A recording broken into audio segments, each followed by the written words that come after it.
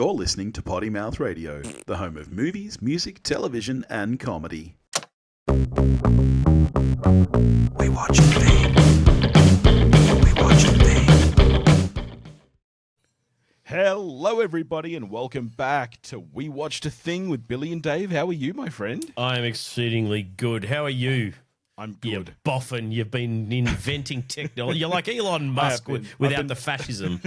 I've been playing with AI a lot, building a lot of apps. But we're not here to talk about AI or apps this week. This is a fun one.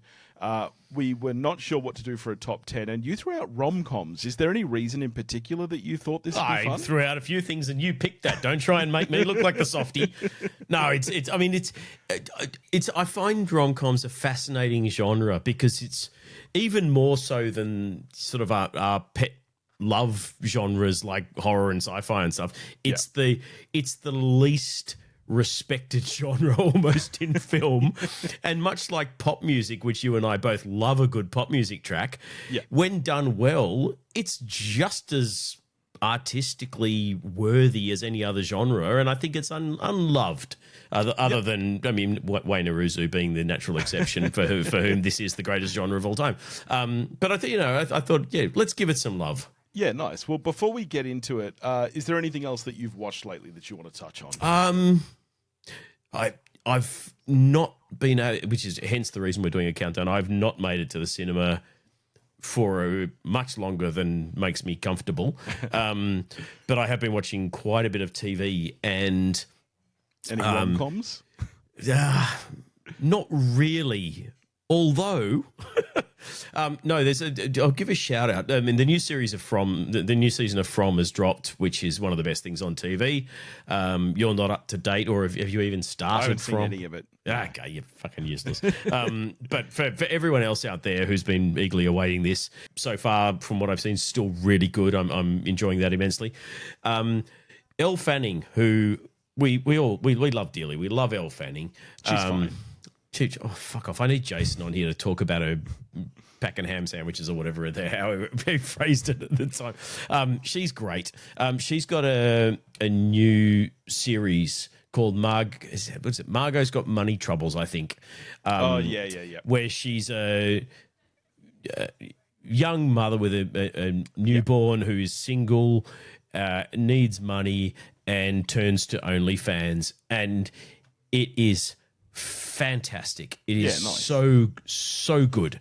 Highly recommended. It's probably my favorite thing on TV at the moment. So check it out. There's a fair bit of not safe for work type content in terms of as you would expect. But it's all so humorously done. Because she's got a newborn, so it's Elle Fanning, so she's hot, but she's also a mother with a newborn, and so delving into the darker side of OnlyFans, and she's sort of dipping her toe in lactating subgroups and things. And apparently, had to wear prosthetic breasts so she could lactate and things. Speaking of it's mothers hilarious. with newborns and rom-coms, I got to the cinema tell us about today, your movie experience. And I accidentally, once again, unknowingly booked into a mums and bubs session. It's happened to me too many times now, and it's awkward. No one can, apart from the YouTube audience, can see my air quotes, but trust me, they're there when I say unknowing. No, well, here's the thing. I just feel bad because I feel like I will be making the mothers uncomfortable, and yes, and I don't. You care, will. And I don't. You're want them a to bearded think man that they in a need to hoodie keep sitting their at the back of the mums and bubs suit. And I don't want them to think that they need to keep their babies quiet because the session is for them. The babies are allowed to go. The babies are allowed to go. I don't care if babies are making noise. Feel free to breastfeed in front of Billy. Bad. It was, to be honest, when I walked in and I realised what it was, and it's the most packed I've ever seen a mums and bubs session. What you know? What I would have walked out, except that I'd ordered a hot dog and fries to come into the cinema, and so you're mocking them with food as well. Anyway, what I saw was Finding Emily, which is new British rom-com. Never heard of it. Well, it's directed by Alicia McDonald, written by Rachel Hirons. It stars Andrew Rice, you know, the lead chick from the Mean Girls. She was the only thing about that Mean Girls thing that was as good as the original. Yeah, Spike Fern is the lead in it. Minnie Driver is in it. Love Minnie Driver. Yeah, good cars. Good movie. Sweet little movie. Basically, the premise is this guy meets a girl named Emily at a bar. She gives him her number, but it's off by one digit. It's missing a digit. It's short. So he goes a bit insane trying to find her.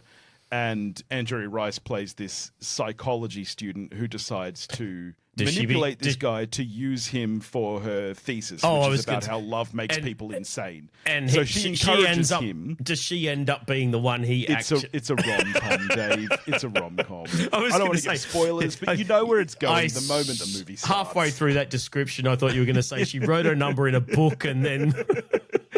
Yeah. So she tries to manipulate him at first to go a bit crazy because she wants it for her thesis, and then she feels bad because she starts to fall through. It's one of those movies. You know what it's like. Yeah. But look, 7 out of 10, really good. Apparently it doesn't come out of the States until like August. But when it does come out, go see it. If you like rom-coms. Finding Emily? Finding Emily, it's called. All right.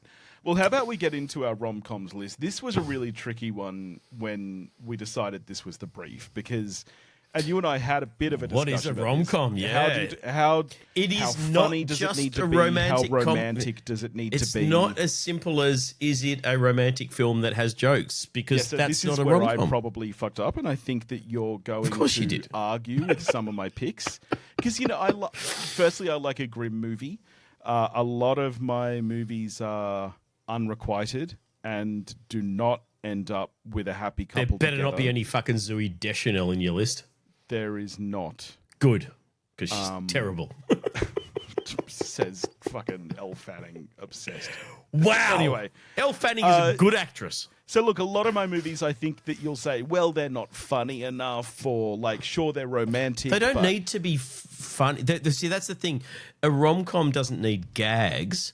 Yeah, and it doesn't need to be hugely melodramatically romantic. It's the way those two are melded together, I think, and I think everyone kind of has a sense of what a rom-com is, but it's quite hard to put into words. Yeah. I had things that because I like you, I was like, well, what is it? What qualifies? And so went looking at lists and definitions and etc. And a lot of the stuff that came up in supposed top 20 rom-coms, I was like, that's not a fucking rom-com. Yeah, okay. Not by any stretch. I mean, I don't have any of the classic rom-coms, I think. I mean, I don't. Oh, wow. I mean, not to spoil anything that might be on your list, but I don't have, I don't know, You've Got Mail. Well, shit. Bridget Jones's Diary, stuff like that is not in my list. But see, they qualify for the genre, but You've Got Mail is trash, and Bridget Jones is not bad. I do like it, the first one, but there's better. I probably have two that you'll agree with and say like, yeah, okay. We are guaranteed to have crossovers, surely. Possibly, we'll see. Well, who do you want to kick us off, or do you want me to kick us off? You kick us off because I'm so intrigued to see what you've got. I love this film. It's probably one of the most recent films on my list, if not the recent. It's from 2017, and it is based on true experiences. It's written by a comedian and his wife. We have the same number 10. Do we? It's The Big Sick is mine. I love this movie. I wasn't sure if you would tell me off because it is a rom-com, but a lot of the comedy really is about the relationship between him and her parents. It's Kumail Nanjiani. It is so genuinely funny. This is one of the best Ray Romano performances of all time, and I fucking love Ray Romano. Yeah. I just think that this is... The cast is great. The writing... and this is... what did I read? I think this is one of the only rom-coms to ever be inducted into the AFI vault, or let me just I did note this down because it actually nailed the award season, got nominated for the Oscar and stuff, which for a rom-com that's And for an Amazon original too at this time, it was one of the first kind of streaming originals. Well, because didn't it premiere at Sundance and was such a critical darling and an audience darling that Amazon went, hey, here's, was it $12 million or $10 million? It was one of the biggest Sundance purchases ever. Yeah, and it was only made on a $5 million budget. I'm just trying to look through my notes here. What I love about this film is even though it has a happy ending, it never lets you forget the obstacles that they went through throughout the film. Like, you know, you end with them together and that's fantastic, but it is very real and grounded in a way that most rom-coms aren't. And it's not just because it's dramatic, because we haven't all been through something like this. No. You know, God willing. But I do think that it leaves you with the feeling that these are real people and this really happened. And they are. I think a lot of that comes from the fact that he wrote it, he's playing himself. Yeah. Zoe Kazan is so brilliant in this movie. So She's good. So pretty. and I mean, she's got not the character in this film, but she has the perfect Manic Pixie Dream Girl look. Yes, she does. Yeah, going into this, and I'm not sure how this would have landed. I'm sure it would. I would still have loved it, but I'm not sure if it would have landed as hard had I gone into it not knowing that it was autobiographical, but knowing that this was Kumail Nanjiani and what's her name? Is it Emily Gordon? Yes, whatever. His real life wife. Anyway, they co-wrote this, and this is literally their story. Yeah, really made it hit harder, and I think the fact that it's drawn from reality and just genuinely the quality of the writing, it doesn't have the stupid highs and lows that a fictional rom-com might have. The drama doesn't come from you've got the cultural stuff with his family, you know, because he's a Pakistani Muslim, and Ray Romano and Holly Hunter as her very white parents. Yes. But it's not a ridiculous clash of cultures. I always wanted to talk about 9/11. But you know what I mean? It's not a ridiculous clash of cultures. It's a realistic, you know, these people are not at loggerheads. They're not trying to, you know, it's a normal level of confrontation and cultural clash. And by the same token, the comedy, it's never Judd Apatow level laugh out loud guffaws. It's real life funny situations and jokes, but it is really funny. Like, Ray Romano is extremely funny in this film. The film where the scene where he stays over at Kumail Nanjiani's place, there is some really funny stuff in this film. Yeah. I can't believe the writing is crossed over already on our first pick, and at the same point as well. And I think the reason I had it at 10 and not higher, because I do think it's a near perfect film, is because it's so real. Yeah. While the kind of love story, quote unquote, is beautiful, and while the comedy is very funny, it's not as romantic or as funny or both as the other stuff on my list. I agree. But it is literally everything on my list is 4.5 out of 5 or higher. If not 5 out of 5. That's why it's a top 10 list. I'm not as free and easy with my 5s as you. I don't give Hubie Halloween 5 out of 5, for example. Hey, is Pakistan in the house? Really? I would have noticed you. This was fun. We're just gonna call an Uber. Your driver will be ready as soon as he puts on his pants. I have to tell you something, babe. I've been dating this girl. She's white. A white girl? It's okay. We hate terrorists. Can you imagine a world in which we end up together? I don't know. I'm looking for Emily Gardner. She was checked in. There's an infection. We put her in a medically induced coma. You should call her family. I think I screwed up with your daughter. Yeah, you did. Let me give you some advice, Kumail. Love isn't easy. That's why they call it love. I don't really get that. I know. I thought I could just start saying something and something smart would come out.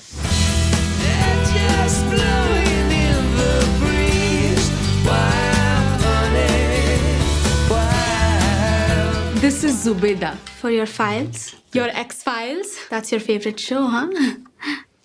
The truth is out there.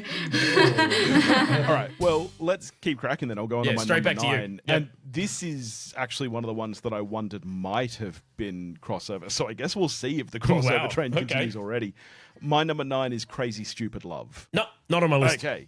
All right. I love this film. I know that lots of people love this film. Noosk loves it. I know that good you've film. already mentioned Wayne Aruzo. He loves it. Yeah.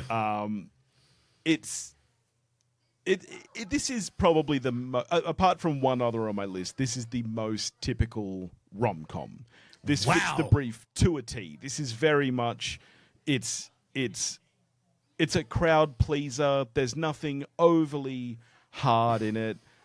People fall in love. There are obstacles along the way, but you never question that they're going to get together by the end. Yep. With all the romances in the film, this is one of the best anthology romance films, if you want to call it that, where you think of multiple strands of relationships and how they tie together. Steve Carell is amazing in this film, and you really care for him and feel for him. Ryan Gosling and Emma Stone, who I'm not going to say much, they may pop up later on this list. I don't know. They've done lots of stuff together. They've done 3 films together, one of which doesn't qualify, but we'll probably cross over again at some point, I think, in this 10. But I love this film. I think it's really funny. It's really sweet. It's a really easy watch, which at the end of the day is, I think, when most people think of a rom-com, that's what they think. You put it on, there's a pretty house, people live in it, they get together, there's obstacles, but it's 25 years of marriage and you have nothing to say? I'll just say it. I slept with someone. If you keep talking, I'm gonna get out of the car. I think the fact that I did it just shows how broken we are. Okay. How much we really. Oh my God, Cal! You're getting a divorce? Yeah. Amy heard you crying in the bathroom. We all thought it was cancer. Oh. Thank God, man. Yeah, just my relationship. Hi, can I buy you a drink? Let's get out of here. Want to get out of here? Yeah. What are you doing later? I don't know. I do. There's lots of beautiful women in this bar, but I can't take my eyes off of you. It's time to go home. Oh, it's forward of you, but okay. Yeah. Should I pull the car around? Have you been drinking? I'll drive. Hey, ladies man guy. Any tips of the trade? Your wife cheated on you because you lost sight of who you are as a man. Why'd you take that straw out of your mouth? It looks like you're sucking on it. Okay. You're sitting there with a Supercuts haircut, and you're wearing a 44 when you should be wearing a 42 regular. Credit card. Where are your wallets? Would you sleep with them? Jeez, God. Yeah, probably. You would? You gotta take control of your manhood, pal. Can you put on some clothes, please? Oh, I'm sorry, is this bothering you? Beautiful. Looking at me. Look at that. What do you want to do with me? I want to show you off to my ex-wife, make her really jealous. Oh, man. I met a girl, and she is a game changer. She's your soulmate, right? Go get her back. Wow, how old are you? I'm in love with her, and I don't know what to do about it. I don't know when you and I stopped being us. You know, when I told you that I had to work late, I really went to see the new Twilight movie by myself. And it was so bad. I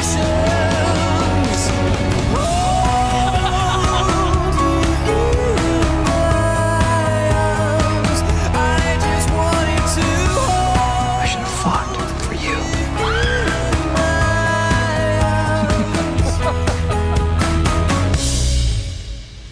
Take off your shirt. Why? Will you take off your shirt? Seriously? It's like you're photoshopped. I knew you would have this, and I was about to kind of interject and go, I always get this, and there's no logic. Just when I try to think momentarily, I always get this kind of conflated with another film, and I'm not going to mention it because I put money that it's going to be higher in your list. So, we'll see. No. You will not know what I'm talking about because there is no logical connection between these films at all, other than in my brain. So, all right. Well, if it comes up, I'll be curious to hear what it is. If we get to the end and you haven't mentioned it, which you will have, I will tell you. But all right. Well, your number 9. My number 9 is a film that I think I'm in the minority of thinking is an almost perfect film, and it's a film called Music and Lyrics. You're with fucking Hugh Grant. kidding. See, you're not in the minority This is with one me. of the worst movies I've ever seen. Are you kidding? No, But I love this movie. You think this love it. movie is better than The Big Sick? I didn't say it's What better. This is- is a list of this favorite is- rom-coms, not best rom-coms. What is happening?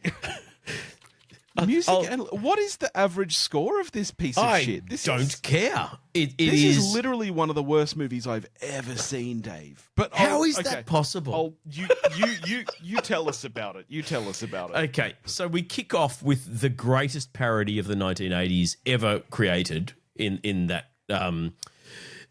music video, which is pure genius. Whether you hate the rest of the movie, you've got to admit that music video is the greatest parody music video of all time. I don't it is agree. But keep perfection. going. It is. If you don't know me by now, from The Office, which David Brent performs, is the best parody music video of all time. Of the 80s? Yes. If you don't know No. me by now, if you don't No. know me. Yeah. Every- And if you're- Rex Manning Day, No, from Empire Records, there are much no, of it. that is nowhere this near. is such a And stupid I call. love Empire Records. This is a stupid conversation. I love Empire Records, but that is not even in the same ballpark. You do you, boo. As pop. You do you. I'm gonna. If you're listening to this on like Apple Podcast or Spotify or something, go do the YouTube one because I'll have that video in here there, and you will understand how silly Billy is sounding right now by denigrating that masterpiece. But anyway, the rest of the film, it is Drew Barrymore, who is a delight. It is Hugh Grant, who we will talk about more, no doubt, today. Not from my list, we won't. Oh my God, you miserable cunt. Oh my God. Well, I will talk Scrolling about through. more. Yeah, I don't have any. I don't have any Hugh Grant in my list. The at king of the rom-com. But it is a lovely, a delightful story. I just thought of another Hugh Grant film I could have had in this list. Fuck. He is, loosely based on Andrew Ridgeley from Wham, where he has been part of a duo from back in the 80s that were hugely successful. The other half of that duo has gone on to massive success, a la George Michael, and he's the other dude who was the guy who wrote the songs but was kind of in the background on the keyboard doing backup vocals. And he is survived by doing kind of the nostalgia tour. He gets put on for county fairs and things where the audience are all in their dotage, and they'd love to see him in his 50s shaking his ass like he did in the 80s, and it's hilarious. And Drew Barrymore comes in, she's filling in for the person who normally waters his plants because for some reason he can still afford to have someone just to come and water pot plants. And rom-com stuff ensues. You've got Hayley Bennett, who is, how she's not a fucking superstar by now is beyond me. Everything she's in, she's great. She's like a Christina Aguilera back when she was just starting out. She's the new big thing and has always been a fan of his 80s band Pop and engages him to write a song for her new album. And through machinations, it becomes apparent that Drew Barrymore's character has a gift for writing pop songs. Yeah. She wants to be a serious author, it goes, oh my God, stop your huffing and sighing. It's fine. You It's miserable fine. bastard. It's just, it is fantastic. It's a fine movie. Look, Speaking of Ray Romano, we've got Brad Garrett in here, so we've now touched on both siblings from Everybody Loves Raymond. I love this movie. I've seen it probably 10 times, if not that more. is so many times to have watched. I have the opening song in so many playlists. Not only is it a fun parody, it's just a great fucking pop song. If I was doing this list the way that the brief probably intended, I would have Drew Barrymore films in this list. This But would you'd not have be ones one with of Adam them. Sandler, and we'd I laugh would, at you. 100%. I would have The Wedding Singer would make this list if I was That would be thinking of that one of the kind two of rom-com. ones that I would not mock, but most of them I would. All right. Well, I don't think... I love this. Mark Lawrence is a good director. I think it's a genuinely good film. I think it's well written. I think the two of them have insanely good chemistry. Mm-hmm. And I think it's genuinely funny. I think I love this movie. All right. When you think of the biggest bands of the 80s, you think of Pop. I said I wasn't gonna lose my head, but then pop goes my heart. Did you ever hear of the band Pop? Yeah, of course. Everybody has. They had that ridiculous hair and those ridiculous outfits, and oh my God, you're one of them. I can't lose this feeling. Alex Fletcher has one last shot at fame. The show is called Battle of the 80s Has-Beens. We did actually break up in 1992, so technically I'm a 90s has-been. All he needs, Cora Corman, bigger than Britney and Christina put together, is a hit. I can't possibly write a hit song for her by Friday. Give it up, I'm a bad hot witch. No. But with some magic, I just might switch. I would love to talk to you about maybe writing some lyrics. I'm just here to cater to the plants. That one is plastic. I met that guy from that band you used to like. He invited me to come see him perform tonight. Gary, I'm going out! Oh my God! Now, girls, be honest. Are these pants too tight? I'll do it. It doesn't have to be perfect. Just spit it out. I really wanted to talk to you. About the fact that unfortunately we're going to have to leave early to finish the last verse of this song. A melody is like sex. I so get that. But then as you get to know the person, that's the lyrics, their story. Goodbye. Who they are underneath. How's my hit songwriter? I slept with Sophie. You slept with Sophie? I think she's up. I gotta go. All I wanna do is find a way back into life. Hugh Grant. Grin? Grin again? Huh? There is a little something. No, there's a lot of something. Drew Barrymore. Best time I've had in the last 15 years was sitting at that piano with you. That's wonderfully sensitive, especially from a man who wears such tight pants. It forces all the blood to my heart. I've been sleeping with a clown above my bed. Clown is not right. What is that word? Cloud. Why would you have a cloud in your bed? Let me tell you, it would not be the first time. I don't think you're going to mock this next bit. I'm going to, even if it might be 5 out of 5. I'm going to mock it anyway. From the sounds of it, this might be on your list as well, because we're straight back to Gosling and Stone for me with Damien Chazelle's La La Land. No! There are better films than this, but I love and adore this film. And again, it plays so well with the genre. I mean, like, musicals are where rom-coms came from. Like, musicals are where it all started. You look at shit like My Fair Lady and Guys and Dolls. They're all rom-coms, essentially, at the end of the day. And my number one honourable mention is one that just tipped a little bit too far into musical territory, even though it's one of my favourite films. Yeah. And so I think it plays so well with that genre. And what I love about it is that you don't get a happy ending, but this movie doesn't separate these people. But importantly, you get a satisfying ending. Well, it's weird, right? Because I mean, they both kind of achieve their dreams, but they do and that's what I mean. Yeah, yeah. Like that's what they don't need each other. They had their moment in the sun, and they kind of diverted, and that's okay. And I love the fact that. And because I'm just going to talk about it now. We'll skip past me later. Yeah. This is even more than his other work. Damien Chazelle is a massive fan of the French director Jacques Demy, and he's been very open about that. And this is his love letter to Jacques Demy's films, like Parapluie, Umbrellas of Cherbourg. I was going to try and say it in French, and then I realised I was going to butcher it. Umbrellas of Cherbourg, Young Girls of Rochefort. These amazing French musicals that are colour and spectacle. Oh, it's so big and colourful. And that opening dance sequence is amazing. It is the greatest opening sequence of all time, hands down, as far as I'm concerned. Yeah. It is perfection. The film is fantastic. Yeah. Everything about it, if you haven't seen particularly those two films, Umbrellas of Cherbourg and The Young Girls of Rochefort, I would implore any listener to go and seek them out. They are musical, cinematic joy. They are perfection. And if you like La La Land, you will love those films because this is literally him going, I want to make one of those because they are my favorite shit ever. And things like the Umbrellas of Cherbourg does not end with them together. Spoilers for a film from the 60s, but and that's what I think what he's going for, and I think he nailed it. And what I love about this film as a rom-com is that it feels weird to say like grounded and real because it's a musical, and inherently there's nothing real about a musical. People don't just break into song.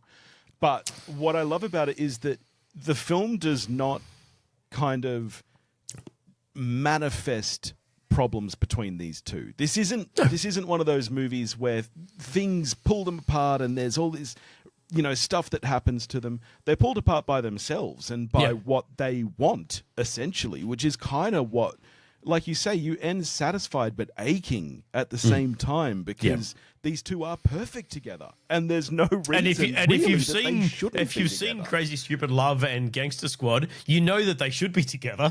I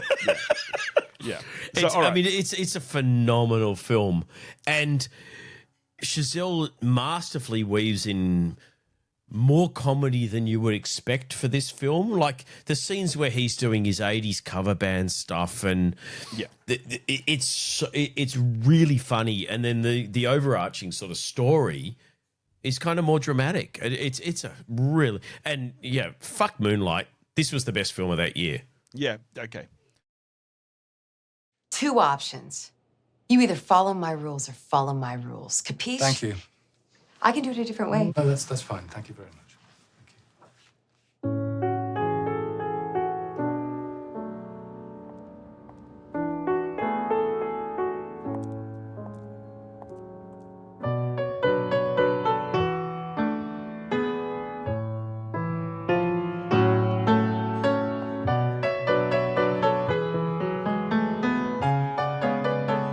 You're fired. It's Christmas. Yeah, I see the decorations. Good luck in the new year.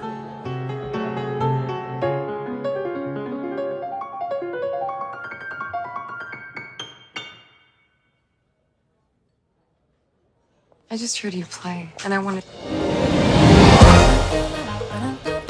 It's pretty strange that we keep running into each other. Maybe it means something. I doubt it. Yeah, I don't think so. You could just write your own rules, write something that's as interesting as you are. What are you gonna do? I have my own club. Is that gonna happen every time? I think so.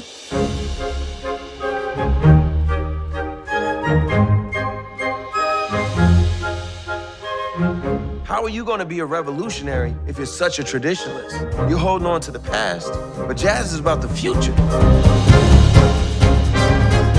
Maybe I'm not good enough. Yes, you are. Maybe I'm not. It's like a pipe dream. This is the dream. It's conflict, and it's compromise, and it's very, very exciting. Someone in the crowd could be the one you need to know. Someone who could lift you off the ground. Someone in the crowd could take you where you want to go. Someone in the crowd could lift you. Someone in the crowd could take you flying off the ground. You've got someone ready to give up.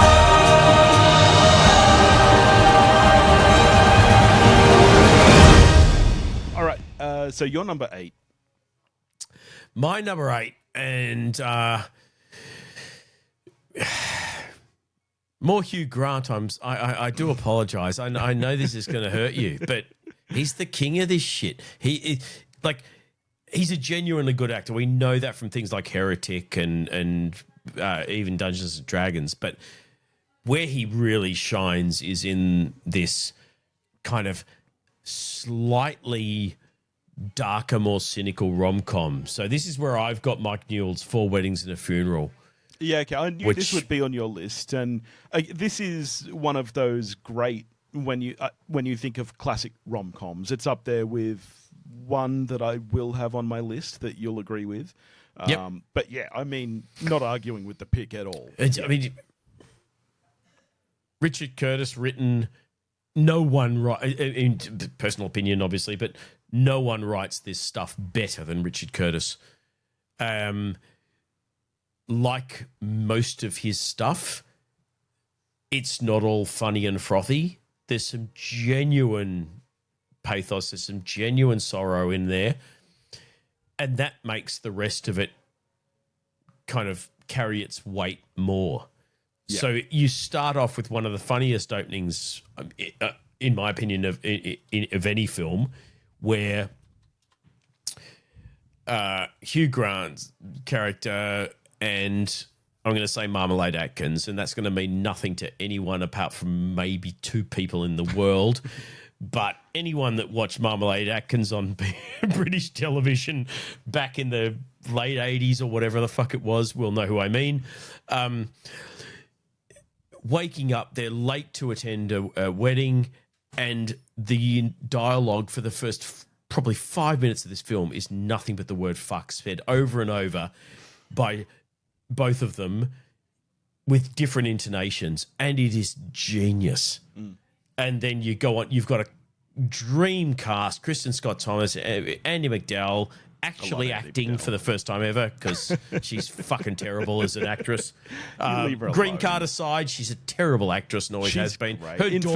Her daughter's a good actress. But Groundhog Day could have made this list, again, if I was doing it more almost an honourable mention. Not quite. But yeah, Simon Callow, John Hannah, the cast is fantastic, as with all of the Curtis films. I shouldn't say Curtis film; it's a Mike Newell film. Curtis just wrote it, but it's got the Richard Curtis stamp. But it's hilarious. It's touching. It's moving. The structure of the film follows the title. It is. It's kind of masterful. 4 weddings and a funeral. Yeah, you get what it says on the tin, and. The kind of the I guess denouement where you get them kind of professing their love. If you read that on paper, you would probably vomit onto the paper. It seems so schmaltzy and terrible.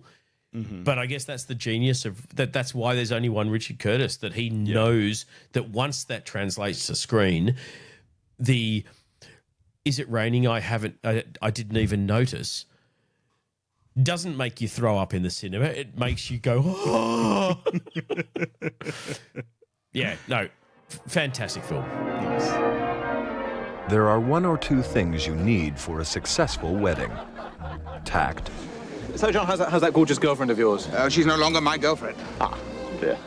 Still, I wouldn't get too gloomy about it. Rumour has it she never stopped bonking old Toby Delisle just in case you didn't work out. She is now my wife. A discreet best man. When Bernard told me he was getting engaged to Lydia, I congratulated him because all his other girlfriends had been such complete dogs. Although, may I say how delighted we are to have so many of them here this evening. Delightful guests. How'd you do? My name's Charles. Don't be ridiculous. Charles died 20 years ago. Must be a different Charles, I think. Are you telling me I don't know my own brother? No. An experienced vicar. Who lives and reigns with you and the holy goat. Ghost. And a loving bride. I do. A film with a message. Don't get married. Unless you fall recklessly in love. Feel it in my fingers. I feel it in my toe. What do you think? Divine. Love is all around me, and so the feeling grows. Hugh Grant and Andy McDowell invite you to 4 Weddings and a Funeral from the creators of Enchanted April and Blackadder. May Almighty God bless you all, the Father, the Son, and the Holy Spirit. My number 7, also a fantastic film, much better than any of the films that you've had on your list so far, obviously. But I don't know how you'll feel about this one. You might tell me off. This is what I didn't look up what any of these. Are we at Sandler whether yet? They're defined as. I know we're going to get to rom-coms or Sandler, not. but is this Sandler? No, I don't. I actually don't have any Sandler on my list at all. What the actual? But Are you serious? I did just Google this one to check what the genre says it is, and it is defined as a fantastical romantic tragic comedy. Yeah, are you shoehorning Carrie Elways in here? No, I'm not. I don't have any Carrie Elways on my list either. Oh my God, I'm so confused right now. This is the first but not last film by Woody Allen on my list. Oh, and this good. is from 1985. It's The Purple Rose of Cairo. Oh, are you familiar with this film? Yes, but of all the fucking Woody Allen films, I love this film so much. This is one of my favorite films of all time. Oh no, it's a 5 out of 5. No notes. It's a brilliant film. I am a massive Woody Allen fan and have been since a teenager. Like I loved his written stuff even before I saw films of his. Yeah, I'm astonished this is the Woody Allen that you've got, though. Again, I've got another Woody Allen higher than this because it's more of a rom-com. Well, and I'm sure you know what it is then. But this is one of my favorite films of all time, and it is so. This is probably the saddest film on this list in terms of the requited unrequited love, because what makes this film so beautiful is that the love is entirely requited and entirely requited. The man she's in love with is fictional. He is designed to love her. He is this perfect specimen of love and romance who is not real. So no matter how requited it is, it can't happen. It just can't. And Jeff Daniels in this role is so, in both roles, because he... You know, if you haven't seen this film, I honestly don't want to say too much about it, because give the premise because if people haven't seen it, it's set during the Great Depression. Mia Farrow is this woman whose husband is kind of crap, and she just escapes into the cinema. She loves movies, and she loves this particular movie, The Purple Rose of Cairo, and she watches it over and over and over again. And then one day, Jeff Daniels literally comes out of the screen. And it's not Jeff. It is the character from the film, and they form this relationship. It's kind of this fish out of water thing where he doesn't know how the real world works, of course. And then along the way, Jeff. It's a little bit of that. What's that shitty thing with Hugh Jackman and where he's comes forward in time and he's still in his regalia? I don't know. Oh God, you do. Right. But then partway through the film, Jeff Daniels, the actor who plays this character, comes to town, and she's kind of then torn between Jeff Daniels, the character, who is, of course, absolutely perfect, and Jeff Daniels, the actor, who is completely flawed, and in the end, she gets neither. And that's what makes the film so beautifully heartbreaking. But it is so funny. It is so well constructed. I mean, I don't need to say more about the writing because obviously you're a Woody Allen fan, so you get it. But yeah, I love. Oh, look, what movie. I will say is Woody Allen, along with Roman Polanski, and you're throwing out some names. There, look, you brought up Rosemary's Baby last ep. You had Rosemary's Baby. Look, I'm a big fan of divorcing art from artists because otherwise we would have no art. Because most artists throughout history have been problematic people, from Beethoven to Mozart to all the way down. Woody Allen is one of the greatest comedic writers of the last 100 years, and I also think in a lot of ways, look, this is if you're someone who doesn't like Woody Allen's shtick, he's not a Kevin Spacey where he's, question, quote unquote, maybe broken let's laws. Not go into what. Let's not talk anything that sounds like we're defending him. I'm not talking about that. Regardless, whatever you think of the relationship that he formed with Sun Yi, they're still together, so presumably it's based on something real. Whatever.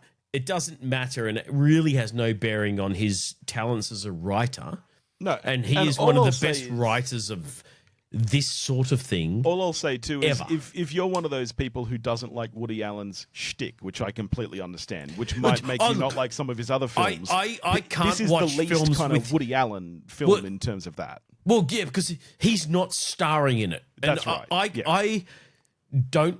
I've gone beyond the point of being able to put up with his kind of stuttery Jewish New York shtick as a performer.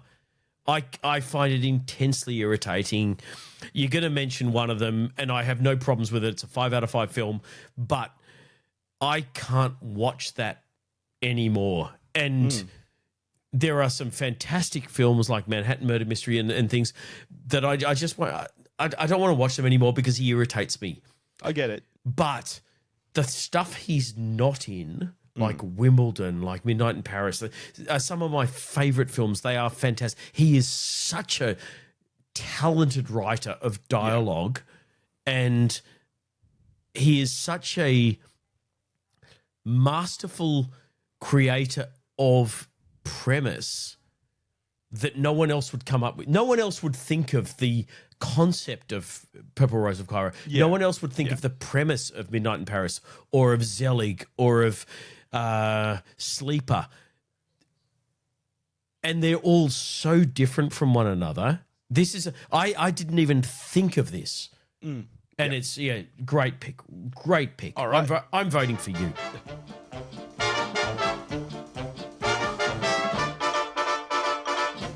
I still can't get over the fact that 24 hours ago I was in an Egyptian tomb. I didn't know any of you wonderful people. I gotta speak to you. You mean me? Tom Baxter's come down off the screen and he's running around New Jersey. How can he come off the screen? It's impossible. It's never happened before in history. In New Jersey, anything can happen. Come away with me to Cairo. Cairo? But you just met each other. Love at first sight doesn't only happen just in the movies. You coming from a costume party? No, I'm just back from Cairo, where I searched in vain for the legendary Purple Rose. How about that? I wonder what it's like out there. Hey, what the hell kind of movie is this? Why don't you stop yapping? We've got problems of our own. You know what I told you I'd do? Obviously, your marriage has come to an impasse, sir. I'm not Tom. I'm Gil Shepard. I play Tom. How do you know Tom? Oh my God, I don't believe it. Where is he? Why? Do you want to tie me up? What kind of a club is this, anyhow? Gotta get him back in the picture. Then we turn off the projector and burn the prints. And the negative. See, there you go, Tom. You're ruining everything. You are. You're the one. I saw the movie just last week. This is not what happened. I'm confused. I'm married. I just met a wonderful new man. He's fictional, but you can't have everything. All right, your number 7. My number 7. Where are we? Okay, well, this is kind of a bit of a non-event. No one is going to be surprised whatsoever. It's a Rob Reiner film. There were a couple of Rob Reiners, actually, that came up in my research, one of which I thought, that's not a fucking rom-com, that's an adventure, blah, blah, blah, blah, blah. Well, that would probably be the one that is not on my list, but even though it's my number 1 film of all time, it's not on my list. Exactly. Yeah, same. In my top 10 of all time. Didn't hit the brief. However, the one that did hit the brief, which is probably going to be a crossover, is When Harry Met Sally. It's my number 6. It's the one I was literally going to talk about next. There we go. I love Billy Crystal. I think Billy Crystal is amazing. I love him as a person, as an actor. I just think he's brilliant. It's a fantastic screenplay, directed beautifully by Rob Reiner. Yeah. And again, is it one of those cookie-cutter rom-coms where from the start... Yeah, but is it a cookie-cutter rom-com because everyone talks about it, or is it a cookie-cutter rom-com because it's made... I don't think it's written in cookie-cutter terms. I don't think it's directed in cookie... I think it's just... It did, before most, what everyone else has copied, and we've... subsequently it kind of seems similar to others. I think this is an incredibly originally scripted film. Yeah, I agree. The incorporation of real couples in the kind of intro, outro, that stuff adds weight to it. The performances, I mean, the chemistry between Billy Crystal, Meg Ryan, Carrie Fisher, and Bruno Kirby is phenomenal. Yeah. Those 4 are perfection on screen. Yeah.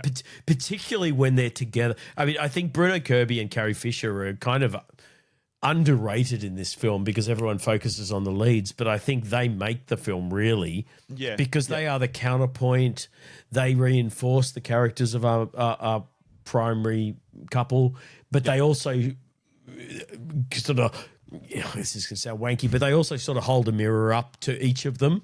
Yeah, definitely, and reflect their lesser and better selves. And then it turns out when you kind of find out that Carrie Fisher and Bruno Kirby actually have a perfect relationship as well, that kind of adds more weight. It is a masterful film.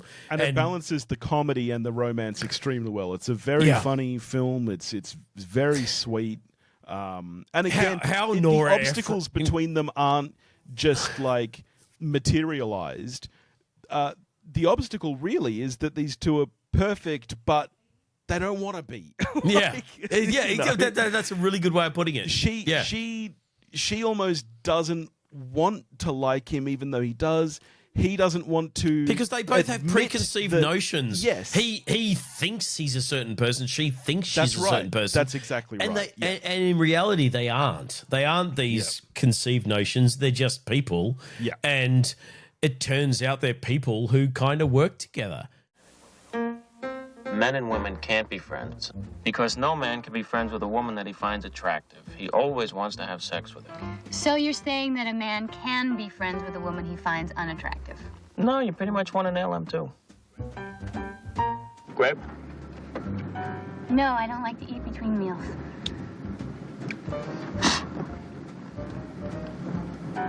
I'll roll down the window. A faceless guy rips off your clothes, and that's the sex fantasy you've been having since you were 12. Exactly the same. Well, sometimes I varied it a little. Which part? What I'm wearing. You tell her about other women. Yeah. Like the other night. I made love to this woman, and it was so incredible. I took her to a place that wasn't human. She actually meowed. You made a woman meow?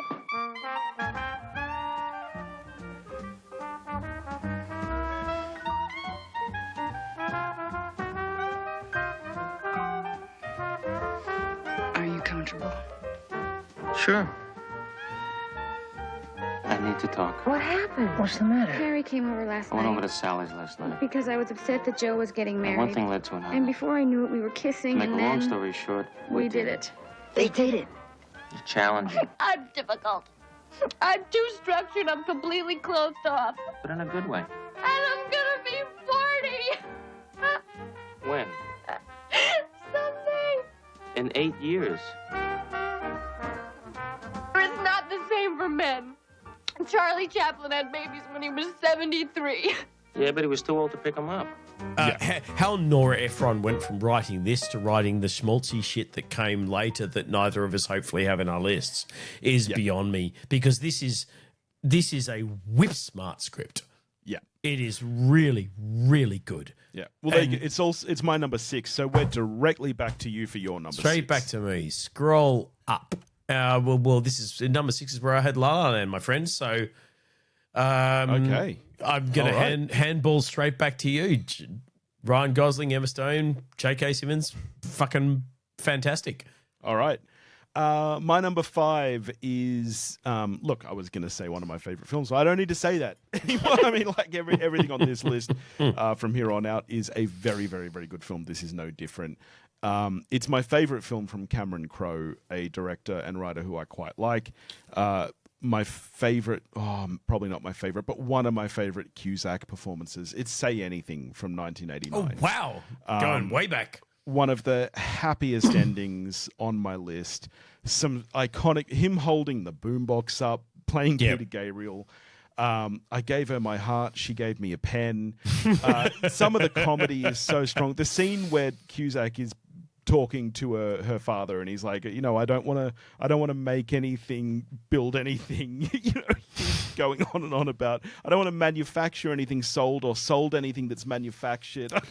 The writing on this is really solid. I was going to look it up so that I looked smart, but is this Amy Heckerling? Who wrote it? Directed. Like, No, it's directed by Cameron Crowe. It's directed by Crowe. Yeah, I believe he wrote it as well. Okay. No, I'm thinking of something else. I should have looked it up so I didn't look stupid. But whatever. Written and directed by Cameron Crowe. I'll look stupid. I can weather that. No, it's really good. Cusack is kind of underrated in that era in time. There's a Cusack is underrated in all eras in time. I think that he is incredibly good in just about everything he does. I really love Cusack. And a lot of it stems from movies like this and The Sure Thing as well, which he's also just Better Off Dead. in. Yeah, he's just so good. So that's my number 5. Probably the simplest, most romantic, most happy ending movie on my list. I mean, at the risk of sounding stupid again, because I haven't looked, but Ione Sky, yeah? Yes. Yeah, well, hello. Who is now married to Ben Lee. Slumming it big time. Much as I love Ben Lee, but wow, punch up, dude. Yeah, no, she's amazing. I don't know if you've ever seen the Rachel Papers. No. That she did with Dexter Fletcher. So I came to it off the back of Press Gang because I'm a big fan of that British kids TV show that Stephen Moffat did before he went off to reinvent Doctor Who and stuff. But Dexter Fletcher, who played an American and I assumed was an American actor because he did such a good American accent in Press Gang, and then went to the next thing of his that I found through however we found things back then because there was no internet, and it was the Rachel Papers, and I went, oh, the Rachel Papers. I'd read the book because I'm a big Martin Ames fan, and it was him and Ione Skye, and he was English, and I was like, what the fuck? He's doing a really convincing British accent. And turned out, no, that's his normal accent. It was the American one in Press Gang that was fake. But yeah, no, I was in love with Ione Skye from teenage years. Yeah, and yeah, nice, so all right, good. You're number 5. All right, more Hugh Grant for you because there was absolutely no way this countdown was going down without Hugh Grant appearing multiple times. Third Hugh Grant film. Is it my third? It is. Yeah. It's my third Hugh Grant. And I think it's my last Hugh Grant because I think this is, I'm not going to say the perfect rom-com because there are 4 things higher on my list, but I genuinely can't think of a single thing I can point at in this film and say that could be better. I think this film is kind of perfection for what it sets out to do. It's a Roger Mitchell film called Notting Hill. Oh, yeah, everyone knows Notting Hill. You don't need to say called Notting Hill. Everybody knows Trying Notting to give Hill. some love to Roger Mitchell, who fucking deserves your respect. Everybody knows Notting Hill. Yeah. Yeah, no, I adore this film. I have seen it more times than I could probably count. Hugh Grant's fantastic. Julia Roberts kind of playing Julia Roberts, if we're kind of honest. Yes. And that's the masterful. And that is why this film is higher in my list than, say, 4 Weddings, which I think, if you look at it on paper, is possibly a better film. But I think the kind of mirror that this is holding up to Celebrity, etc., the fact that unlike 4 Weddings, where you don't know what anyone does for a living, it's unimportant. In this, what they do in their lives are more important. Reese Ifans as the kind of comedic foil as his roommate is fucking astounding. He's so good. But things the like best part of the film. I actually can't argue with that because he's so good. But the kind of pathos that comes through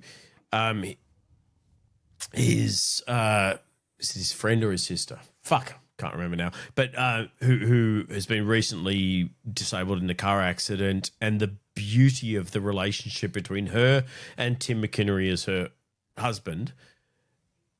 Where there are so many moments, like he carries her up the stairs after a dinner party, and it is almost heartbreakingly beautiful. This is the most kind of compelling love story of all of those Richard Curtis penned things, more so than 4 Weddings or any of the others. The moments, and particularly the final moments where you kind of return to the park bench motif with Hugh Grant and Julia Roberts, and they're sitting on the same park bench that they kind of encountered earlier in the film. It's genuinely a beautiful film. A very ordinary boy bumps into a girl and takes her home. The bathroom's on the top floor. It happens all the time. But she is no ordinary girl. She is Anna Scott, the most famous film star in the world. And when they get together, everyone has something to say. Anna Scott, Anna Scott. Anna Scott. Hello, Anna. Scott. Hi, guys. Oh, Jesus, fuck. They always do that when I leave a house. This is a peculiarly strange person to have got involved with. It's not Fergie, is it? You must be Spike. Thank you, God. I don't want to interfere on anything, but she's in your house. Yes. Well, isn't this perhaps a nice opportunity to slip a one? Spike. But when two worlds collide... I live in Notting Hill, you live in Beverly Hills. Everyone in the world knows who you are. And the news is bad... Tomorrow, there'll be pictures of you in every newspaper in your goddamn underwear. And getting worse. I went out in my goddamn underwear too. Get out. How does an ordinary boy... Let's stay calm. No, you can stay calm. ...keep the most famous girl in the world? The fame thing isn't really real. I'm also just a girl. Standing in front of a boy. Asking him to love her. You daft prick. The creators of 4 Weddings and a Funeral invite you to join Julia Roberts and Hugh Grant in a place called Notting Hill. I wouldn't go outside.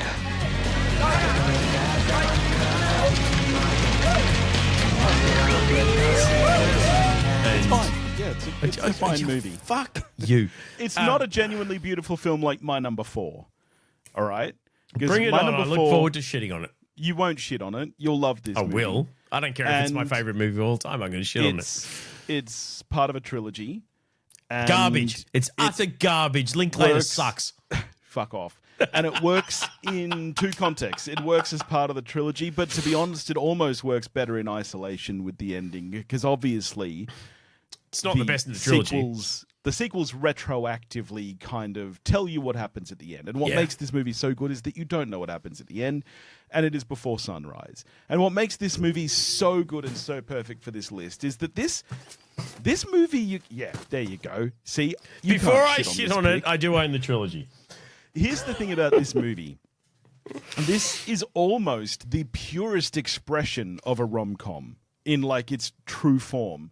And yet it is so stripped back that you almost can't call it a rom-com because it has none of the traditional things about... Well, no, there's comedy. This is a funny movie. I'm mocking. I think this is one of if not the greatest trilogy of all time. But this is just 2 people talking. Yep. There's no external foils. There's no like secondary person coming between them. There's no misunderstandings between them that they're trying to sort out. It's literally just 2 people talking. And the only problem between them is this ticking clock. And what's so beautiful about it is that this is a problem they could give each other their number, but they choose not to, because it's just been like this perfect, beautiful, romantic exploration of the city and themselves and who they are individually and who they are together. And so they just choose to leave it up to fate. And they're like, look, we'll meet again in 6 months right here. And it's so it's not a sad ending. It's a bittersweet ending, because as the audience member, you know the odds that they're going to meet again aren't good. You come out. I defy anyone to come out of that first film thinking they're actually going to meet up again. Yeah, they're not. And I do think it works as a trilogy. I really like the next ones as well. But there's something so perfect about this film in isolation.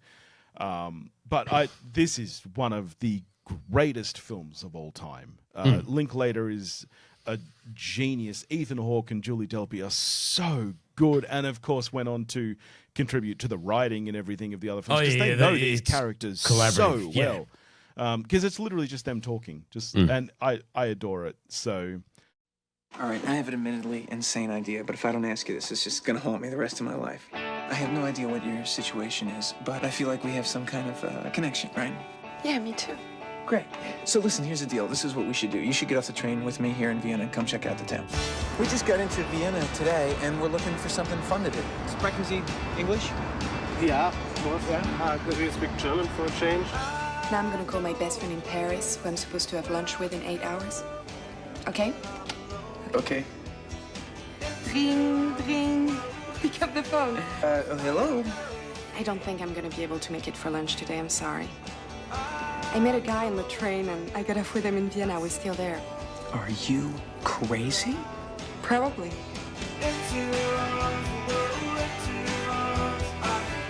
He has beautiful blue eyes, nice pink lips, frizzy hair. I love it.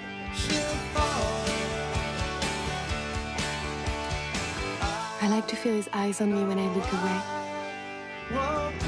You couldn't possibly know why a night like this is so important to my life right now. But it is. Since we're never going to see each other again, I don't think we should sleep together. Let's see each other again. I don't want you to break our vow, just so you can get laid.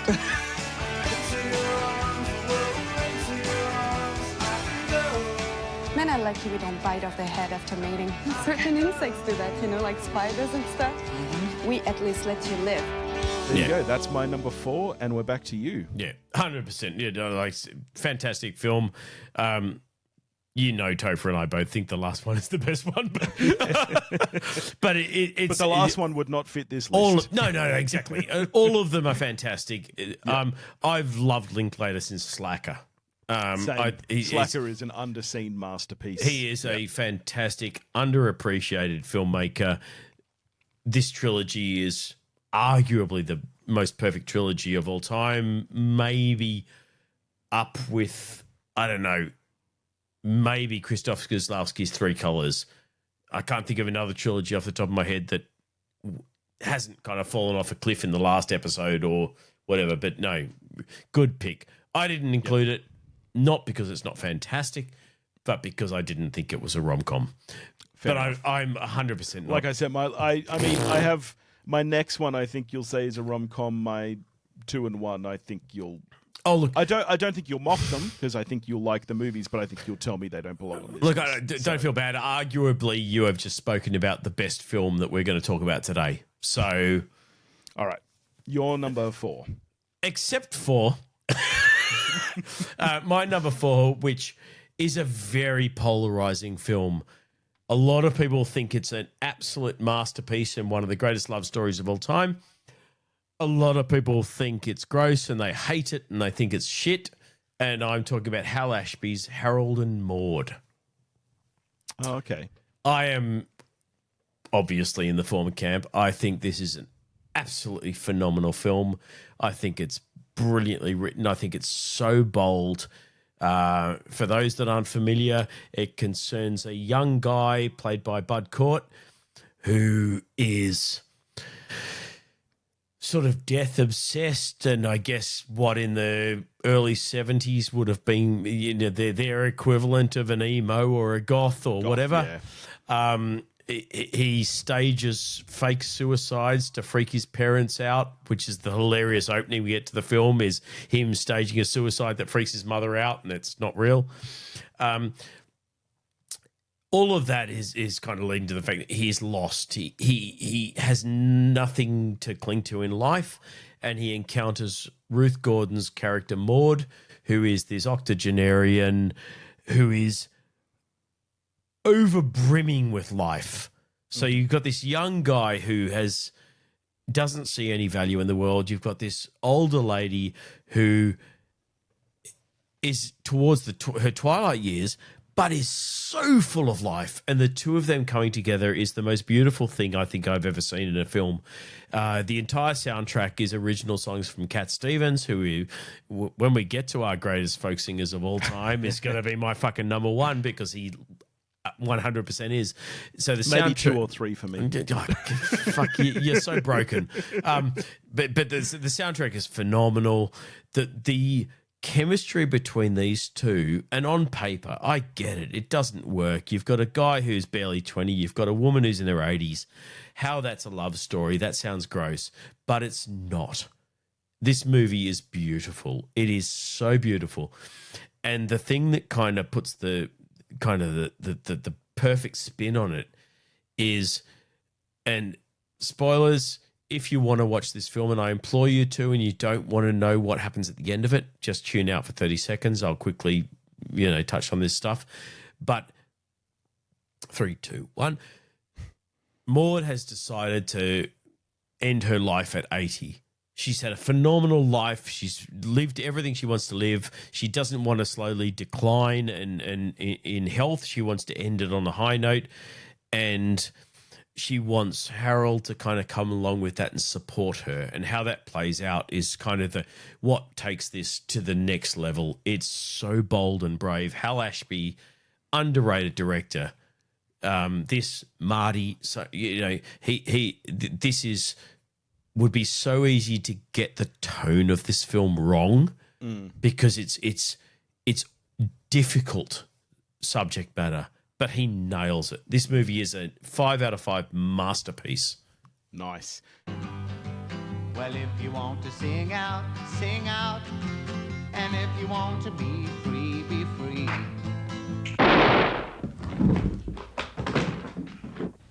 That he may bless and deliver all souls of the faithful departed, bring them to the bliss of heaven and eternal peace. O Lord, grant him forgiveness for all his sins. By the help of your grace, you who live and reign forever and ever. Amen.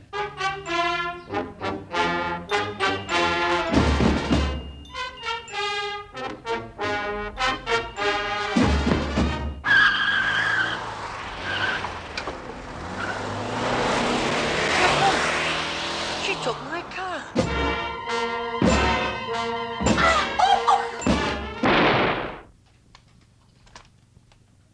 And Harold? Try something new each day. After all, we're given life to find it out. It doesn't last forever. Oh, it's all right. It's organic. Harold?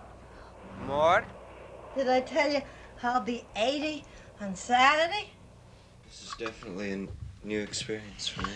And the smell. All around us, living things. What sense in borders and nations and patriotism? Aim above morality. Take a chance. Get hurt even, but play as well as you can. I haven't lived. I've died a few times. Oh, Harold, everyone has the right to make an ass out of themselves. Can't let the world judge you too much. Do you have any friends? Maybe one. Would you care to talk about this friend? No. Commingling with sagging breasts. Absolutely no. Now, are you ready, Harold? Should women run for president of the United States? Well, I don't see why not. Absolutely yes. Is it difficult for you to accept criticism? Oh, no. Do you believe in capital punishment for murder? Absolutely yes. War is not all black. Why, hell, World War II gave us the ballpoint pen. That's common knowledge. Hey, where's my old lady? I'll be gone by midnight. What?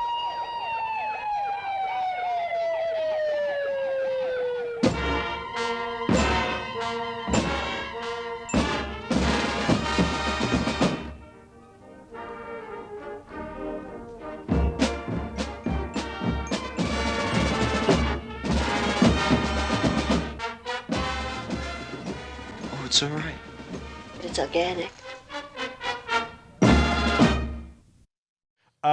My number 3 has already kind of been mentioned, not by name, but it is the second Woody Allen film on my list. Yeah, It is okay. Annie Hall, Yeah, of course. no, obviously. Which, unlike the previous film, is very much a Woody Allen film. He is the lead. He is playing that Woody Allen This is archetype. the epitome of Woody Allen And films.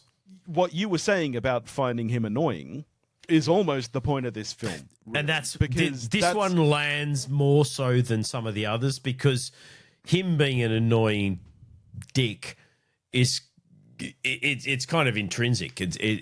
Yeah, and what makes this movie work is that they love each other truly, but they cannot make it work because they just can't. Because no matter how much they love each other, they are just so fundamentally. It's just not possible. Yep. And the way the story is told, this was Woody Allen's first kind of move into something with a glint of seriousness to it. Yeah. Before this, he was like pure farce. Oh, Like, there's it things like was- Sleeper and yeah. But this was the movie where it was like a real juggling act of balancing the comedy and the drama. Because the dramatic moments in this film are quite dramatic and quite... for sure. But he always really balances it. And there's these weird things where like he throws in animation or like split screen, and obviously it cuts back to him doing stand-up comedy and kind of telling the story through those moments. And it's just, I love, it's brilliant, this movie. Diane Keaton is, she is perfection in this film, and you love her so much. Her with the big coat and the hat, and it's just like everything about you says I should find you dowdy, but you are literally the most beautiful thing I've ever seen in my life. So I love this movie. No qualms whatsoever. If it, even with the kind of irritating Woody Allen, Daffy Duck, not Daffy Duck. What am I thinking of? Who's the pig? A Porky Pig. Thank you. Fucking mental blank. That's all I can think of when I see Woody Allen on screen these days is listening to Porky Pig. But as I've said, I love Woody Allen's writing. Annie Hall is obviously a masterpiece and widely acclaimed as such. Even people that fucking hate on Woody Allen these days, everyone seems to kind of separate out Annie Hall and have it up on a pedestal where even with the shit on everything else. I don't think it's his best film. I don't think it's his best written film. I don't think it's his best directed film. No, I agree. It's higher on this list for me only because it's more of a rom-com, but I do think Purple Rose of Cairo is a better film as well as others. Not questioning the placement or the choice. No, I'm just agreeing, But the thing I find astonishing is that it's weirdly the one film that seems to have escaped. It seems to have been separated out from all of the Woody Allen hatred. I think because it was the first. I don't know. Is it because it's the one that won the most awards, or maybe it's because I think Midnight in Paris is his best film by a country mile. I think that film is utter perfection, and you know what I think of Owen Wilson. So the fact that film stands out is how high I hold it. A relationship, I think, is like a shark. You know, it has to constantly move forward or it dies. And I think what we got on our hands is a dead shark. Woody Allen. I love what you're wearing. Oh, you do? Yeah? Oh, well, this is Ty's present from Grammy Hall. Who? Grammy Hall? Yeah, my Grammy. What are you kidding? What'd you do, grow up in a Norman Rockwell painting? Diane Keaton. You don't want me to live with you. I don't want you to live with me. Whose idea was it? Mine. Yeah. It was yours, actually, but I approved it immediately. Tony Roberts. The one with the VPL. VPL? The visible panty line. Yeah, she's a 10 max, and that's great for you because you're used to 2s, aren't you? Carol Kane. What's your name? Allison?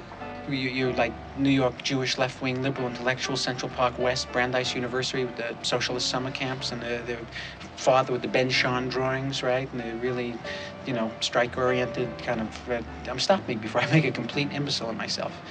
No, that was wonderful. I love being reduced to a cultural stereotype. Paul Simon. We're gonna meet Jack and Angelica and have a drink there, and if you'd like to come, we'd love to have you. We can just sit and talk, nothing. Not a big deal. It's just relax, just be very mellow. I don't respond well to mellow. You know what I mean? I have a tendency to. If I get too mellow, I ripen and then rot. Shelley Duvall. I was at the Stones concert in Altamont when they killed that guy, remember? Yeah, were you? I was at an Alice Cooper thing where 6 people were rushed to the hospital with bad vibes. Janet Margolin. Colleen Dewhurst. Christopher Walken in the new Woody Allen film. Were you always funny? Hey, what is this, an interview? We're supposed to be making love. Annie Hall. No, that was the most fun I've ever had without laughing. Annie Hall.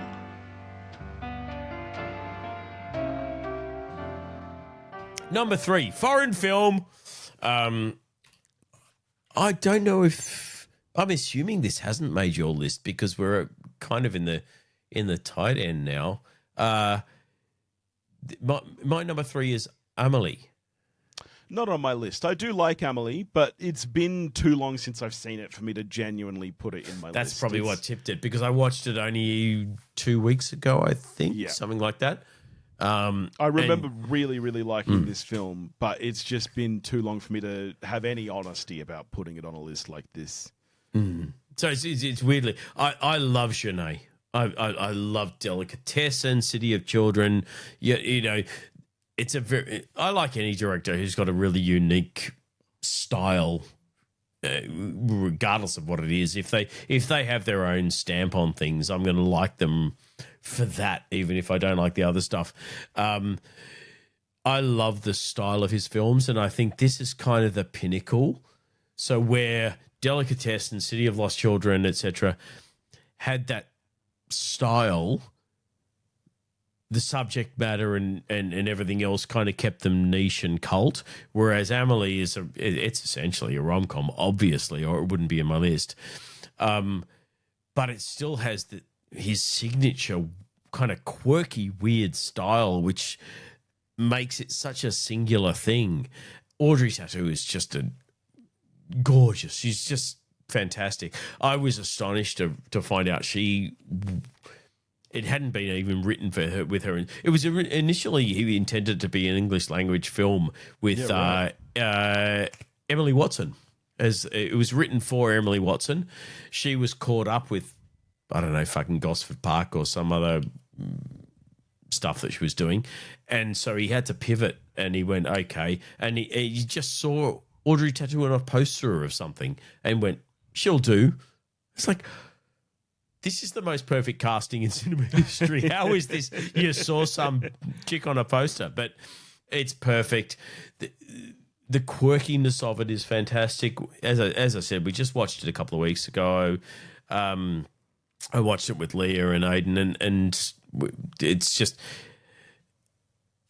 it's such a wonderful film. Yeah. It makes you happy, and that's that's a rarity. So it's fantastic. Nice. How it was rejected for the Cannes Film Festival. What the actual fuck? Gilles Jacob, who it was back in his era. He was, for those that don't know, he was the president of the Cannes Film Festival. Like, he was the guy that ran Cannes Film Festival for like 15 years or something. He's the guy that created most of the modern categories and all the rest of it. He's a fantastic person who did so much for cinema, but he rejected this based on the early cut he saw as being too weird or whatever. And it's like, fuck, everyone has a down day, Gilles Jacob. It's a fantastic film. Yeah, nice.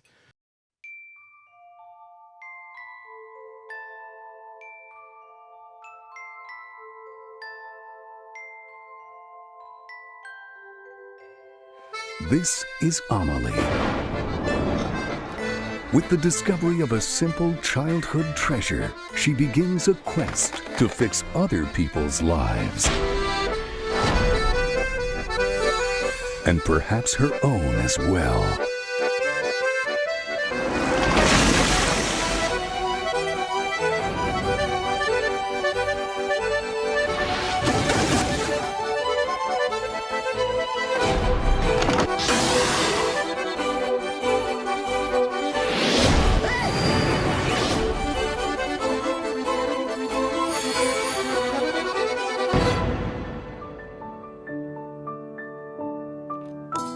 All right, my number 2 is one that does not leave you feeling happy. It leaves you feeling sad. But I still 100% believe that this is a rom-com. This fits the brief. It's one of my favorite movies of all time. It's Chasing Amy, directed by Kevin Smith. Not what I thought you were going to say. What did you think I was going to say? Well, I don't want to say it now because it's probably your number 1, even though it's not a rom-com. My number 1 is a rom-com. I don't know what you're thinking of. Chasing Amy, I'll let you get away with. Chasing Amy is I love borderline, this but it's a good film. It's so romantic, it's so comedic, and the best thing about the comedy in this film is that it works. There is comedy that is, you just so like vulgar and just over the top. Like, I thought you'd ignored what I did, but you were just very bravely ignoring it.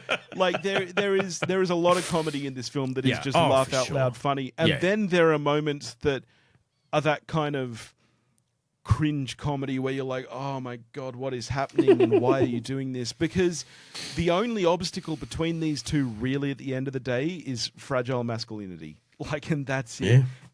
The only problem. Like, it starts out unrequited because she's a lesbian, and he falls in love with her, and she's a lesbian. So that's the end of that story. Then she falls in love with him, and they get together, and everything is happy. And she is just this very, I think, look, there are people out there who think that Kevin Smith shouldn't have made this movie because he's not gay, and so he shouldn't speak on that. I don't buy by that. And I actually think that she's written very realistically in the way that she is not set on labels or anything. She doesn't know what she is. To be honest, these days it's what you would probably call pansexual or something. Well, it's there not a you go. word that really existed in the 90s. But she just, whatever. But he can't deal with the fact that she's had this history, and he can't deal with it. It's really interesting. I heard Kevin Smith, fragile masculinity. That's what this movie is about. And I heard Kevin Smith talk about when he wrote this movie, and it's kind of based on the relationship with his wife, not in the actual plotness of it, but just in the differences between them. He's a very quiet, reserved person. She was more of a party person, and it's just this well, you've lived this whole life, and I haven't experienced any of that. I don't know how to compare with you, basically. And the performances in this film are brilliant across the board. Joey Lauren Adams is brilliant in this film. Ben Affleck gives one of his best performances. People don't think a lot of this kind of gets a little bit overlooked in the Kevin Smith kind of oeuvre, where everyone thinks of the Clark's films. Everyone thinks of kind of the Jay and Silent Bob ones, but a lot of the stuff that people kind of refer to comes from this. This is my favorite. What's Kevin a Smith Nubian? All of that entire stuff. You're a fucking tracer. All of that stuff is from Chasing Amy. Your mother's a tracer. Yeah, there's so much comedy in this it's film not from that is Clerks. just It's not straight from the comedy. other stuff. This is kind of the bit in the middle that no one remembers. Yeah, and it's where everything comes from. It's 100% his best film. I think. I think so. Spot a long face, Horace. I'm just having a little girl trouble. Big pressing charges. I get that a lot. Holden McNeil was set in his ways. The way he worked. The way he lived. And the way he thought love should be. But then, she showed up. Let me guess. You like her. This girl loves me. There's something you should know. She got a boyfriend. Well, no. Then what's to know, my friend? And this girl's got a secret that's going to drive him crazy. I like you, Holden. I'd really like us to be friends. What'd I tell you? She just needs the right guy. What's up? And if you come pick me up, I'll be your best friend. Now, the only thing standing in Holden's way is the truth. I can't take this. Can't take what? I love you. Not in a friendly way. How was your pseudo date? Okay, I'm telling you, she's never even been with a guy. You're dating a guy? So what if it is true? You know you have no shot at getting her into bed. I take it that's not good. Miramax Films presents a comedy that tells it like it feels. She's been around and seen things we've only read about in books. So what'd you do last night? Got lucky. Chasing Amy. So there you go. That's my number 2, and we're over to you for yours. Yeah, not a rom-com, but fuck, I love it. It's a good movie. My number 2, one of the greatest films of all time. One of the greatest director of this sort of stuff, probably. Much as it's Richard Curtis, probably the greatest writer, greatest director of this sort of stuff, Billy Wilder. And my number 2 is Some Like It Hot. Okay. Which I think is one of the greatest films of all time. Meryl, you got Tony Curtis and Jack Lemmon as these two kind of musicians who flee from Prohibition era Chicago crime sort of stuff, and through plot machinations end up kind of going undercover in drag to hide themselves in this girl band where one of the musicians is Marilyn Monroe. Because that's a thing that happens. Don't question it. Fuck off. It's a thing that happens. Totally believable. And what ensues is some of the best comedy that's ever been put to film. This movie is a fucking masterpiece. Absolutely. I've never seen it, but what the actual fuck? I thought you were going to say it's okay. You've never seen Some Like It Hot.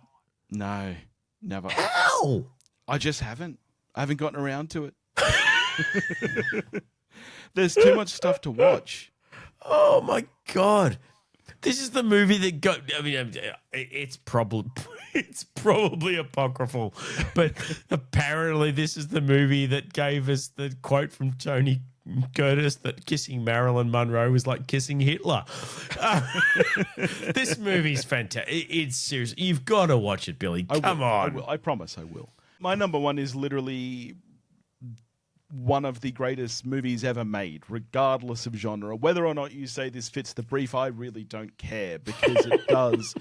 And it is Charlie Kaufman's masterpiece, Eternal Sunshine of the Spotless Mind, which is not a rom-com, but it's a great movie. I mean, 100%. Tell us about it. 100% is.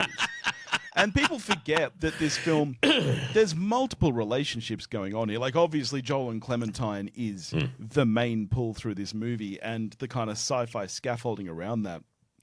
But the way that Kaufman writes the other characters in the film, too, the relationships between Ruffalo and Dunst, and, like, it's just... There is so much creepy going bits on in where this they're film. looking at him, the sleeping... This is just a masterclass, and it is, again, it's funny mostly in a bit of a surreal way rather than gags. There's not a lot of jokes in this film, but the romance is so thorough, and it's heartbreaking but also kind of hopeful. Like, there's this, you leave with the really odd feeling. Like, at the end of this film, you kind of don't know what to feel, right? Because it's like they've chosen to forget each other, and it's not the first time, and they probably will again. It's like this couple, they're the fact that it's not the first time, and then you get the sense that this is kind of just it's like fate, right? Like, these people are destined to be together, but they keep choosing not to because it's too hard. And there's something so real in that. Like, despite the fact that this is a sci-fi, love is hard, right? Like, love is hard. And if we really had this technology, how many people would do it? Probably more than you actually care to think about, right? I would think so, yeah. There's something so beautiful and bittersweet when the film ends and they're meeting again. And you kind of think, like, oh, man, like, are they just going to erase each other again? But there's still this kind of hopefulness to it. That kind of circuit. You get the sense almost that you've kind of jumped in the middle of this thing that just keeps going around and around and around and around. Yeah. And you're just seeing this tiny little segment of something that's going to repeat over and over and over again. And maybe you're on the 30th iteration. You don't know. Yeah. That's the thing. And the memories that are being, wiped and lost is not even all of their memories together. No. And that's the genius of Kaufman. That's why his things are so singular. Honestly, he thinks about this stuff that no one else thinks about, and he approaches it in a way no one else approaches. I honestly almost considered putting Being John Malkovich on this list as well, but no, I knew that was a step too far. Not even remotely on brief. But this is literally one of the best films ever made. The following is a paid advertisement from Lacuna Incorporated. The views expressed do not reflect the opinions of the management of this theater. Hello, I'm Howard Mirziak, founder and president of Lacuna Incorporated. Why remember a destructive love affair? Here at Lacuna, we have perfected a safe, effective technique for the focused erasure of troubling memories. In a matter of hours, our patented non-surgical procedure will rid you of painful memories and allow you a new and lasting peace of mind you'd never imagined possible.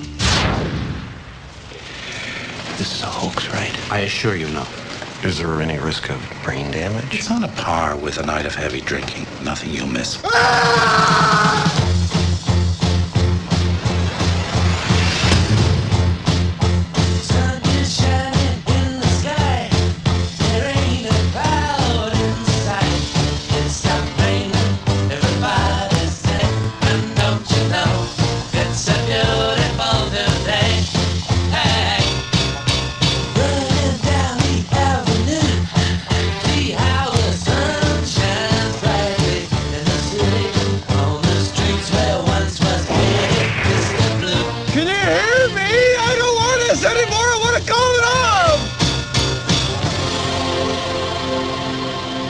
That's my number one, and back to you for yours. My number one is probably a film you've never seen because most people haven't seen it, and that's The Tragedy. And it is a Gary Marshall film who is a director who doesn't feel remotely out of place on this list. However, the film that I've gone with is a film called Frankie and Johnny. I haven't seen it, no. Al Pacino and Michelle Pfeiffer, along with a supporting cast of phenomenal people like Hector Elizondo and Nathan Lane and a whole bunch of other people. And Al Pacino plays Johnny, who's a ex-con who gets out of prison, doesn't have a whole lot of options, and gets a job as a short order cook at this diner. Michelle Pfeiffer is a waitress at the diner. Hector Elizondo is the owner. And it is just this love story about him. Obviously, it's Michelle Pfeiffer. He goes, don't mind a bit of that. And is making a play for her. She's in her, when's this film? Early 90s. She's in her 40s, probably. Jaded. She's been hurt before. She's not open to advances, and it's just this back and forth between the two of them. And it is the most beautiful blue-collar romance. All of the other employees at the diner are sort of periphery characters. It is phenomenal. I adore this movie. This is my favorite romantic movie of all time, 100%. Nice. You've never seen it. You Never fucking seen need to. Please watch it. Please watch it. I promise because I will. It's not schmaltzy. It's so real. This is the pinnacle of... Like, Gary Marshall's really good at this shit. Like, obviously, we did mention Pretty Woman, but you know, he's got a spate of these sort of films. 100%, this is the one time he nailed it. This is not... You can't pick faults with Frankie and Johnny. They're, like... Pretty Woman, you can look, okay, well, it's a bit tacky, it's a bit schmaltzy, but whatever. Pretty Woman, I think, is a good movie. It's a really good movie. Fine. It's a good movie for what it sets out to do. It's not my style of movie, but what it sets out to do is good. This is a genuinely fantastic movie with obviously A-list cast nailing it 100%.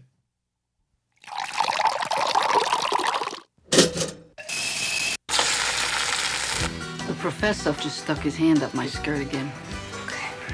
You pour, I'll bump. At Nick's Apollo Cafe. Oh! Oh! I am so sorry. Are you all right? It's business as usual.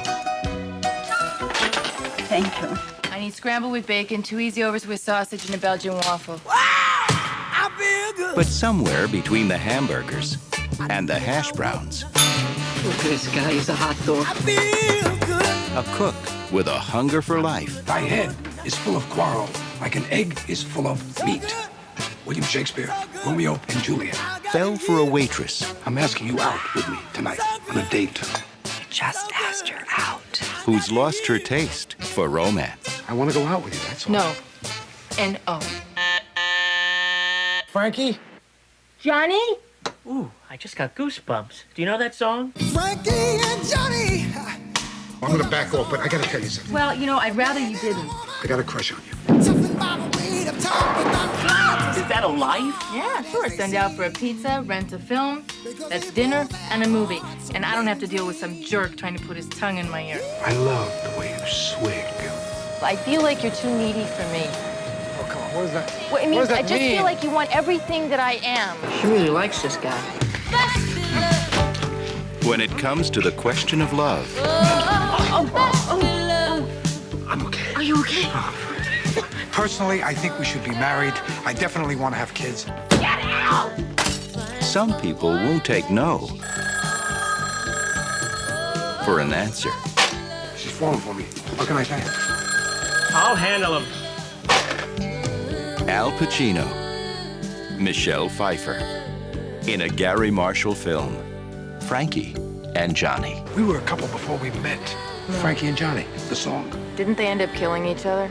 She killed him, so you got the edge there. I promise you, you will not find fault with Frankie and Johnny. Okay, I believe you.